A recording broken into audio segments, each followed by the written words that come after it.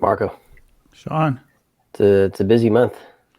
it is busy. What is it? Our third on location episode today already? I know it's the third one Something like today, that. something like that. Anyway, this But time we're what's that? no, I just want to point out that we are covering two events coming up. There's more, but you're going and I'm not. So, truth, I'm going to visit my family in Europe. Yeah, But you're that's getting so. nothing against the events, but your parents are cool. I know. Yeah, of course, of course, of course. But I'm kind of jealous because you're going to meet a lot of cool people and attend really cool conference. And I think you've done this before a few times. I've been to Collaborate quite a few times, and it's always a treat to work with the HITRUST team and hear all about what's going on with respect to risk management and compliance and governance and managing policies and controls to keep ahead of all the bad stuff that's going on that impacts healthcare, first base, but also broader into finance and retail and critical infrastructure, you name it. HITRUST is helping folks do better with their security and risk management programs. And Collaborate's all about bringing that community together, the folks who write the policies, the folks who deploy the controls, the folks that assess them, the folks that attest to them and provide the assurance. So it's the full circle of bringing everybody together within the organization to deliver high value in assurance that we're protecting the business and the data and the people that leverage their services. So I'm going to be doing a fireside chat with Dan Nukas and a few others as part of the opening of the first day, and then shortly after, our guest on the show today, Allan Liska, is going to be talking about ransomware in healthcare. Allan, good to see you. Good to see you again. Thank you for having me on. Yeah, it's good to have you on again. Our last chat was about the comic book you wrote, which is really cool, and so I would encourage everybody to listen to that. Which is a fun topic, and you put it together in a fun way. Ransomware, maybe not so much fun, especially if you're on the receiving end of the alerts and the notices. Before we get into the session and all the good stuff you're going to be doing there at Collaborate 2024, which is in Frisco, Texas, on what date is it? I'll have to look that up here in a second. But a few words about what you do at Recorder Future. I know you get to play with all kinds of fun stuff on the dark web and threat intel, a lot of things that people don't necessarily know is going on, right? Because they're not in that world. So tell us about your role. Yeah, so I'm an intelligence analyst, and I focus on ransomware research specifically. So one of the nice things about working at Recorded Future is because we have such a big intelligence team, I don't have to pretend to be an expert in what Kim Jong-un is doing or what's going on between China and Taiwan. I get to focus just on ransomware, which after 8 years of doing it, I'm really sick of talking about it, but it's not going away. So I don't get to stop talking about it just because I don't want to hear about it. Just like I'm sure a lot of executives who are going to be at HITRUST are tired of hearing about ransomware, but it's not stopping. So unfortunately, we have to keep talking about it. Yeah. Hope you're going to make it fun, though. I know. I try. Can you make ransomware fun?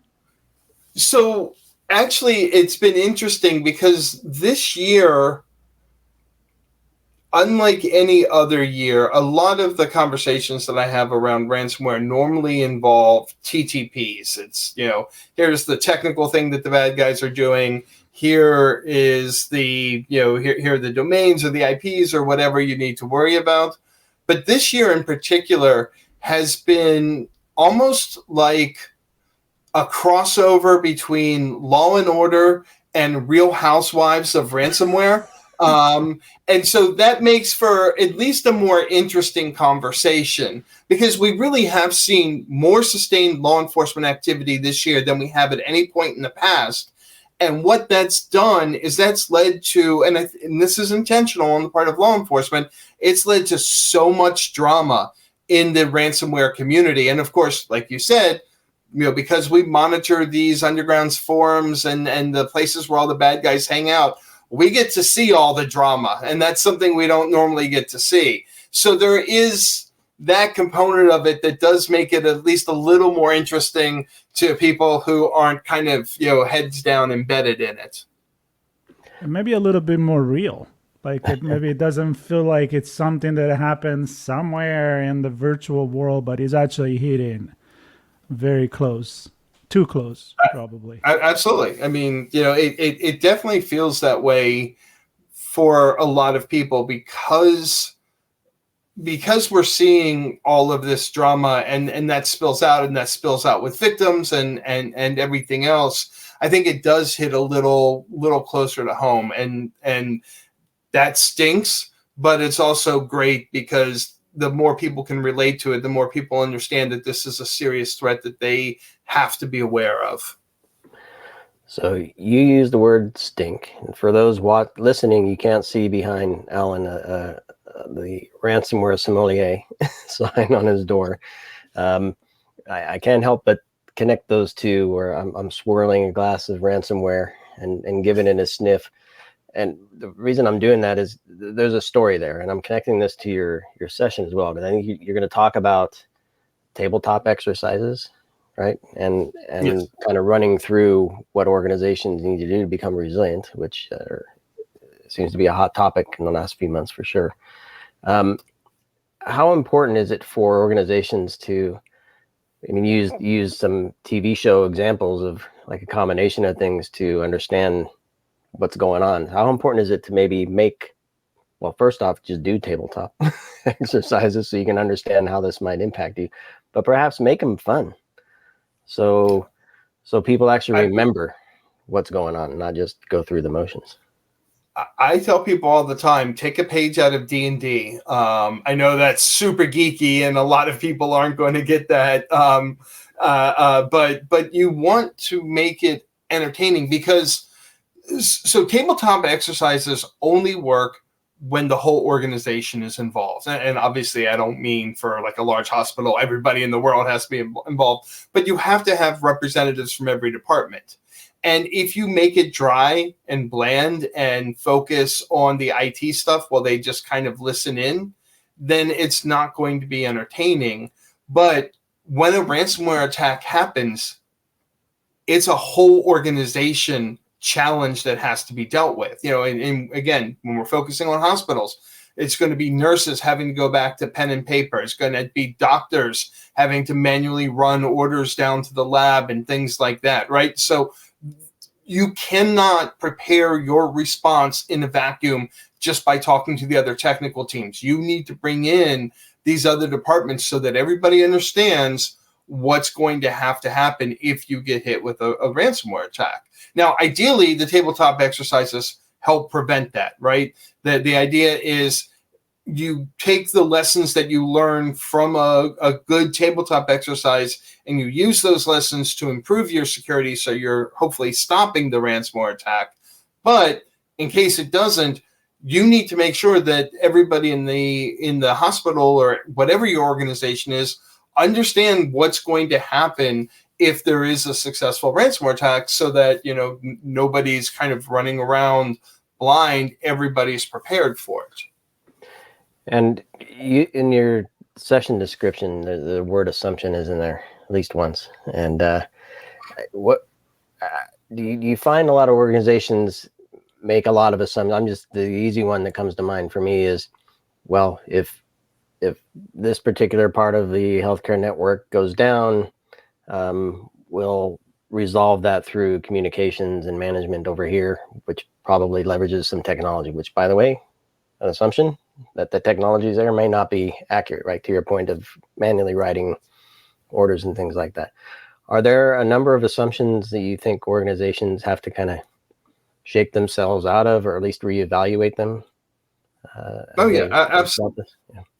Absolutely. I mean, so one of the biggest assumptions people make is, well, if we get hit with ransomware, we'll get everything restored from backup. Now, there are two potential problems with that. One is the bad guys know that and they try and encrypt your backups. But let's say that even they fail there. You've actually done the 3-2-1 rule where you have 3 copies on 2 different media, one of which is offsite or at least offline. And so you are able to restore.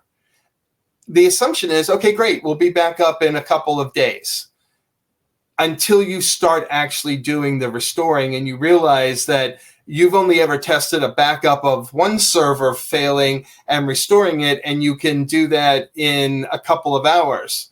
Well, now you have 200 servers down, and it's going to take a couple of hours per server to restore it because you only have so much network bandwidth and CPU bandwidth and so on. Well, now your couple of days has now turned into a couple of months. And so that's one big assumption that tabletop exercises can help explain. Actually having the people in charge of your backups there saying, hey, what happens if 200 servers need to be restored? How long is that going to take? And you kind of see the light bulbs go off over people's head as they realize, okay, it's better if we don't have to restore from backup. I mean, it's good if we have it there, but it's better if we don't have to restore from backup by preventing it in the first place. And then the other one that you see a lot that you mentioned that comes up a lot is oftentimes there's an assumption from like the security team that the IT team does something a certain way, and you find out, oh no, we don't, because we've outsourced that to this company. Okay, well, is that company here?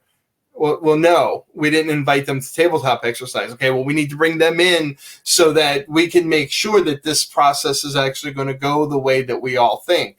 So, and that's a really good part of it. And the nice thing is, so many vendors want to help out with tabletop exercises. One, it's a great way to show their value to you. And it's a great way to show that you will be there for your customer in the time of an emergency. So make sure that, like you're inviting vendors and you're inviting the teams that you've outsourced things to that are going to be part of this exercise. And that's one of the reasons I love collaborating, because like, as I mentioned in the beginning, they have the full spectrum of these folks there to talk about prevention and detection and policy and controls and response, which is a key part of it. Insurance, I know there's going to be a lot of talk about cyber insurance as well during the event. Marco. And one important thing, ahead, if you're going to invite your vendors, make them pay for lunch. Not pizza, something nice. Well, pizza. Right, not pizza. So based on the picture that you're painting here, we sometimes, often, I think we even ourselves, we talk about one topic and it seems like that topic is isolated from everything else. But when something happens, it's not just that one thing. It comes with a lot of other things. So I can see the idea of putting more vendors together to help prepare, because it's not just that one thing. Is it getting better to have a structure of different experts collaborating, cooperating into make our healthcare system, in this case, for example, more resilient instead of, let's see what happens? It is, it's certainly better to have more experts there. The old adage is too many cooks spoil the soup. But in this case, as long as everybody knows you are running it, whoever the you is, whether it's somebody in your security team, whether it's your CISO, whether it's you've bought in a third party that specifically runs these tabletop exercises, as long as everybody knows who's in charge, having as many experts as possible there, because you want that domain knowledge. So it is good, and I do see more organizations doing this. The problem is a lot of these are limited to the larger healthcare providers, which again, specifically talking about healthcare, but it applies in general to any industry. The larger ones can afford to do that. If you're a small rural hospital or small manufacturing company, you don't have the time, or it doesn't feel like you have the time to pull people away for a whole day for an exercise, or even, the recommended twice a year or whatever. That's why I do like that, CISA and a number of other places have these kind of tabletop exercise in a box thing where, okay, if we're not going to be able to pull everybody together in a way that we like for a whole day, we can get a partial day over Zoom. It's not as great, but at least, using the sort of the pre-sorted things, we can get some of the basics out there and still get that knowledge. Again, having everybody in one place at the same time is always better, but you do what you can with the resources that you have, with the limited time and availability that you have. Yeah. Something's better than nothing. More is better than less.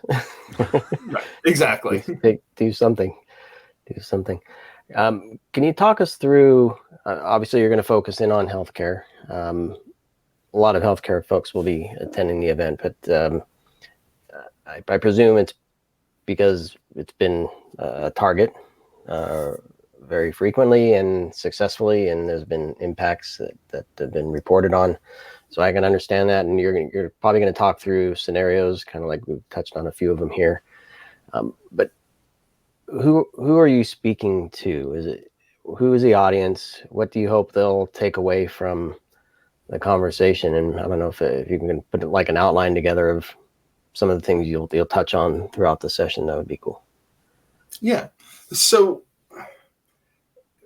tabletop exercises work best when they have senior leadership buy-in. And so ultimately, while the talk is meant for everybody, I really hope that any senior leaders that are there will understand the importance of this. And I want to stress it to them because I want them thinking about it. Yes, your security team is probably telling you about various tabletop exercises and so on. But oftentimes, unfortunately, and I hate that this is a fact of life, you need some jackass from the outside to come in and tell you the same thing that your team has been telling you before you listen. So I'm going to be that jackass.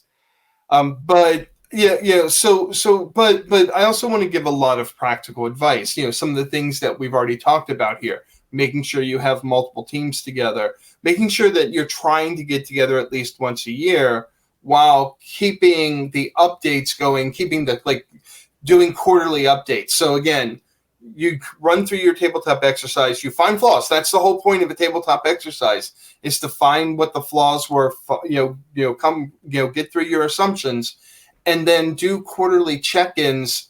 And that's all remotely to the team saying, hey, we've updated this, we've updated that, and make sure that's documented somewhere.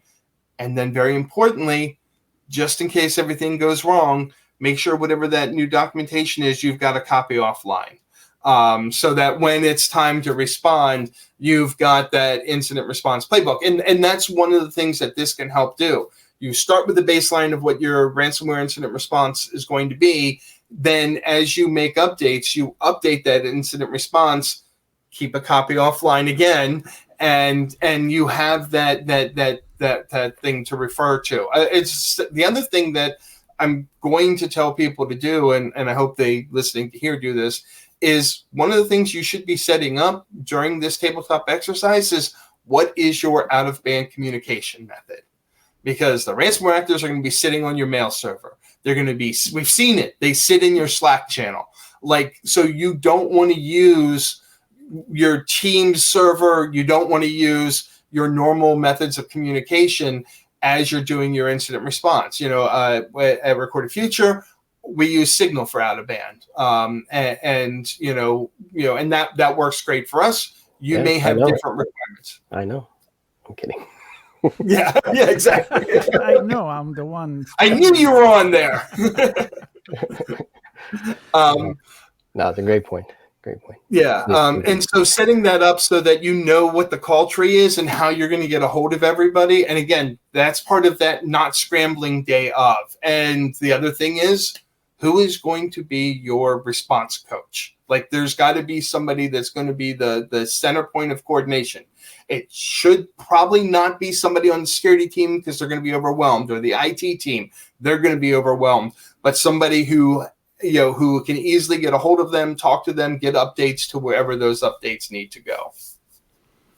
Now, some folks are going to hate me now, but isn't once a year a little too little? Oh yeah, I agree. No, I mean, so I think twice a year would be ideal. Mm-hmm. Again, with quarterly updates. Yeah. But I also know the reality of trying to get everybody together once a year is really hard. So let's start with once a year. And if it turns out to work really well, hopefully you can then do this to do it twice a year. And again, keep those quarterly updates coming. But more importantly, use that. If you only get that 1 year, use that to build relationships. Too often, security teams are isolated. They're in the corner, separate from all the other business units. This is one way you get to introduce yourself to the other business units and then take advantage of that to go talk to them, to understand what's going on, because often we don't understand what the business requirements are, at least not as well as we should, because then that makes it harder for us to prioritize incident response and protections and investments in additional security features if we don't understand what's going on in the rest of the business. So even if you can only do once a year, hopefully you're using this limited time to build those relationships and getting to know those other teams so that you become one of their trusted partners. So pretty much collaborate. Right, 100%. Absolutely. and that's what's cool. I'm going to bring it back to the broader conference, because Collaborate, which is October 3rd through the 1st, by the way. Your session's roughly midday on the 1st, 3 o'clock roughly. And I guess the point I want to make is clearly, Allan, your session is going to be a hit. I think it's a tough topic. People don't want to hear it, but I think they'll enjoy how you present it. They'll get a lot of learning from how you share what you know from working with organizations and seeing what's going on underneath in the dark web and whatnot. But equally important, the room is going to be filled with people like our listeners. And it's a chance to hear what Allan says and have a chat with the person sitting next to you, have a chat with a few folks in the conference or in the hallway, have a chat at dinner during the receptions about how they run their programs, their exercises, lessons learned. You're going to share a lot. Hopefully they'll engage with you and ask you questions, but more importantly, or not more important, but equally important, chat with each other, because that's the power of Collaborate. It's a decent sized session group, but a very intimate and trusting set of folks that come together because they work with each other all the time. So it's a chance to learn from each other. So that's, I guess, my main point.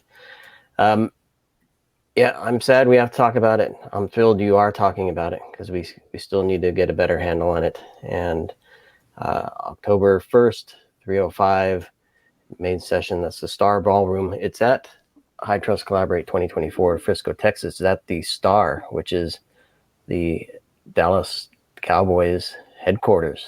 So that's going to be a cool place to be, and I'm sure we'll soak in some of the NFL energy, and maybe pick up some of the coaching experience there as well, or energy from there as well. So good stuff, Allan. It's a pleasure chatting with you, and excited to see your session there in person, and hopefully lots of people join us. And I look forward to seeing you all there when we arrive. Thank you. And thank you all for your time today. I really appreciate it. Marco, it's great to finally meet you. Yep. Unfortunately, not going to happen this year there, but, virtual for me became part of reality. So I'll take it as we just hang out. So, and as we hang out and Sean get to hang out with all of you, I'm inviting everybody listening right now to hang out with us. Subscribe to the On Location with Sean and Marco, and we have a lot going on. This is one important piece, and there are many others. So subscribe, stay with us, and that's it. Until the next one. Until the next one. Be sure to check out the first episode with the organizers. You'll get a nice overview of all the stuff that's going on those few days. All right. See everybody there. Thank you.